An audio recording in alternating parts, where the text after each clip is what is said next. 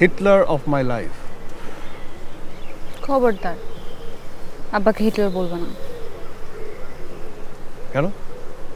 ওনার যন্ত্রণায় তো ঢাকা শহরে প্রেমই করা যাচ্ছে না, ঘুরেও বেড়ানো যাচ্ছে না।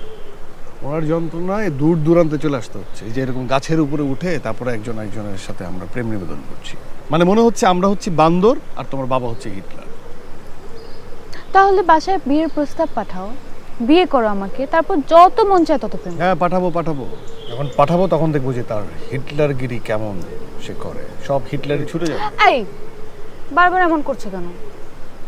আচ্ছা আমি বুঝি না, তোমার আব্বুকে নিয়ে একটা কথা বললে না তুমি তেলে বেগুনে জ্বলে ওঠো। মানে অনেক ভালোবাসো। আমার অবস্থানটা কোথায় আমি জানি, তোমার ফ্যামিলি পিকচারে আমার অবস্থানটা সবার শেষ, এতটুকু আমি বুঝি। তোমার অবস্থান জানতে চাও?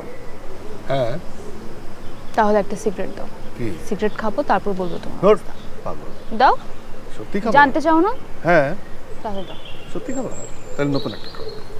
দেখি কি এমন আছে এটার মধ্যে যে একটার পর একটা সারাদিন তোমার খেতে হবে।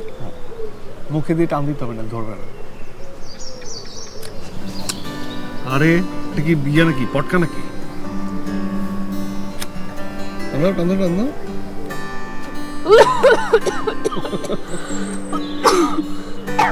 প্রথমত এরকম কাশি হবে, তারপর সহ্য হবে। টান দাও।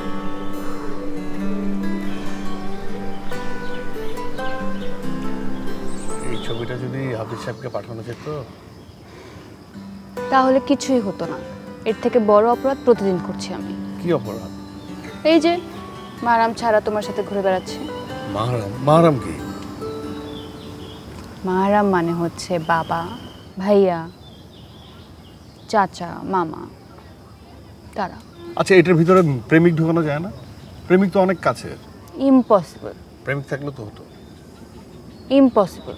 প্রেমিক তো অনেক ক্লোজ। আব্বা যদি কোনোভাবে জানতে পারে আমি এইভাবে তোমার সাথে ঘুরে বেড়াচ্ছি, কঠিন শাস্তি দেবে আমাকে। ধরো তোমার জঘন্য জিনিসটা। কি এমন জিনিস সারাদিন একটার পর একটা তোমার খাইতে হয়? এটা জঘন্য না, এটার ভেতর মরিয়মের ঠোঁটের স্পর্শ আছে, এটা আমি রেখে দেব।